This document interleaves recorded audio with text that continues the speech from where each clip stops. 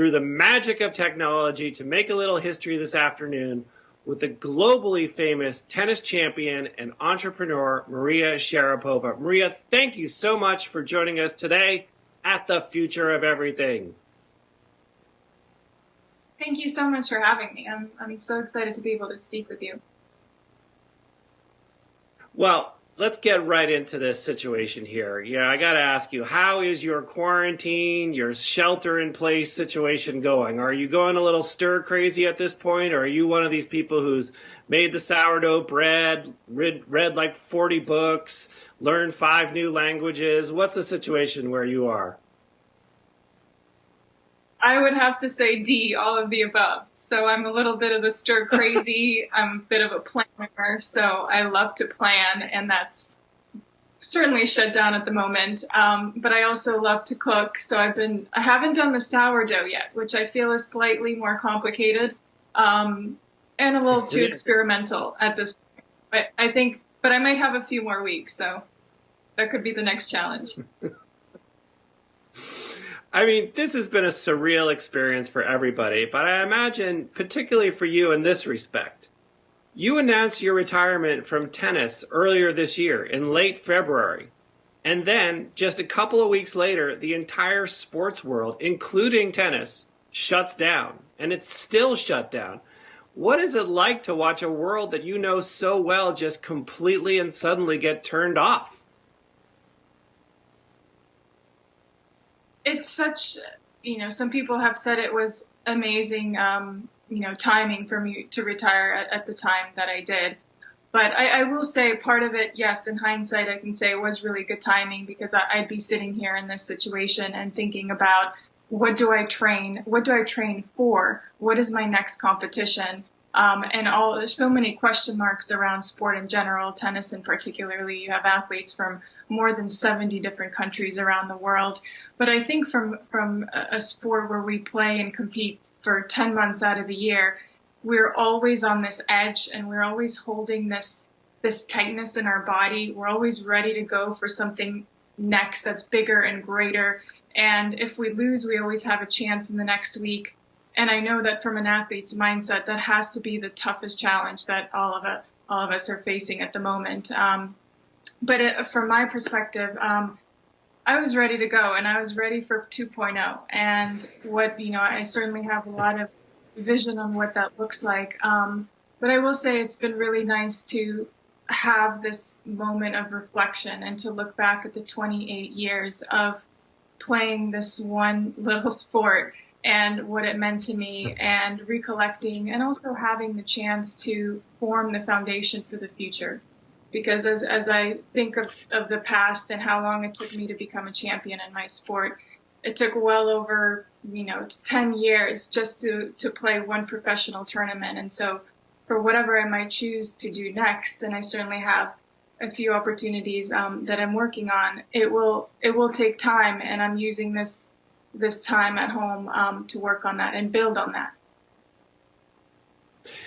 I want to get to what you described as kind of 2.0 in just a minute, but I do want to ask about, there's speculation in every sport. When will it return? How will it return? Will there be no fans in the stands? The French Open has moved itself to September. Who knows if that'll happen? The U.S. Open, who knows if it'll happen? Wimbledon has canceled all the way until 2021.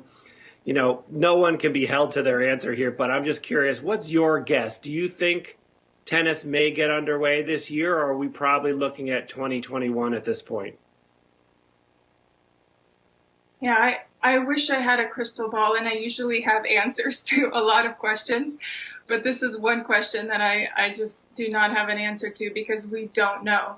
But the one thing I will say is that we will do so when it is safe for all of the players all around the world to be back. Yeah.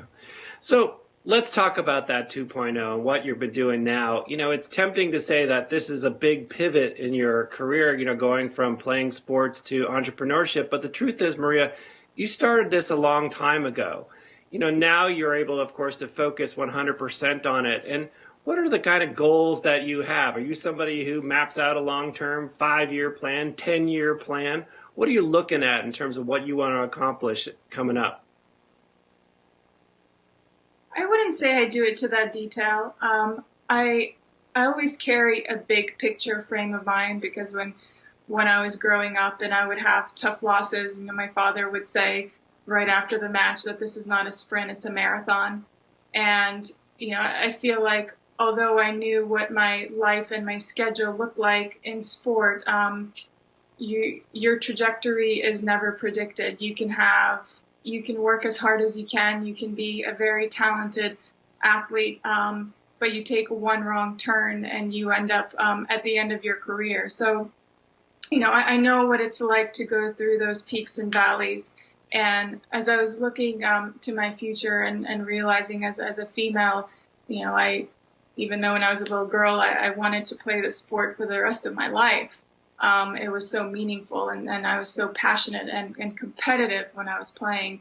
I realized probably in my late teens that there would be other things in my life that I would have an interest in, such as business and also just the opportunity of having a family. And that was really important to me. So I never imagined that I would play past 30. That was kind of the threshold I had in my mind. So I was always working toward what the future after tennis would look like. And part of it was maybe because I was used to working all the time. Every morning I'd wake up and I would have a goal, and that was to become a better player and a champion at my craft. And I carry that mindset, even though it's slightly easier in my body right now. I'm very eager. I'm motivated. I'm a competitive individual by nature. And I think that will lead to some great things in the future. You made reference to the fact that this was all starting to happen as you were playing, and you started to accumulate sponsors, as a young player, and it went from there. You've had long-term relationships with companies like Nike, Porsche, Evian. Did the business side of sports always have an appeal to you? Did you want to get in on the meetings and get into the details, even when you were still focused on something as consuming as playing tennis? Yeah, well, when I was very young, I was very naive, and I thought that this was just a sport. And little by little, I realized that tennis is not just a sport, and it's very much a business. And I think the first glimpse of that when I was very young and I was considered a prodigy, I was training at the Nick Bollettieri Tennis Academy in Florida. And there were some investors that had come in to look at the academy for potential buyout. And it was around evening, 6 or 7 in the evening, and I was called out to center court from my dorm room to go out and to showcase my skills. And that, which was very odd. There was like no tennis after 5 or 6. And it was under the lights. It was like, for me, it was the US Open. And I left that evening understanding what this was, and that this was more than just a sport, that there's a lot more involved. And I think with that in mind, little by little, as I began gaining access to networks, to people, to business, I started exploring and understanding what I would love to do. The relationship building has been one of the most, incredible assets that I've gained along this journey. I've worked with Nike since I was 11 years old. And what does that even mean? Sometimes I look back and I reflect on that, and I don't even know. I remember, getting my first distribution of product and wearing Nike clothes, going back to Russia, and everyone thought they were fakes because they weren't used to seeing the real thing. So, and then to later have my own collection with them, to have worked with Evian for over 10 years now, I'd say the relationship aspect of these partnerships have been incredibly valuable, and I continue to do that with a lot of the new partnerships that I gain and the investments that I make, which are also really interesting for me at this point in my career. Now, tennis is unusual in that you're kind of your own company, as an individual. It's not like a team sport where there are team sponsorships and everybody's got to wear the same thing and so on. The companies, the people are investing in you. And while I imagine that creates great opportunity, it must also create pressure. How did that feel to sort of have that mantle? And were there opportunities along the way that you said no to because it didn't makes sense, it wasn't the right fit for you?